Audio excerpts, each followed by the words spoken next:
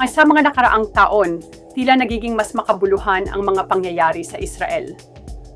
Ang mga propesya sa Biblia ay tila nagiging totoo at marami ang nagtatanong. Handa na ba tayo para sa ikalawang pagdating? Sa mga balita, makikita ang mga tanda ng pagbabago.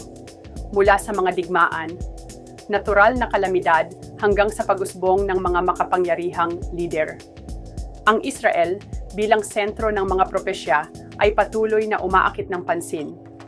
Ang pagbabalik ng mga Hudyo sa kanilang lupain ay isang mahalagang bahagi ng kwento. Sa mga Kristiyano, ito ay tila isang paanyaya na maghanda, hindi lamang sa pisikal na aspeto, kundi pati na rin sa espiritual.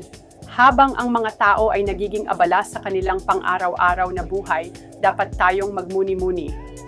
Ano ang ating papel sa mga pangyayaring ito? Ang pagiging handa ay hindi lamang tungkol sa mga material na bagay, kundi sa ating pananampalataya at relasyon sa Diyos. Sa mga susunod na taon, maaaring mas marami pang mangyari.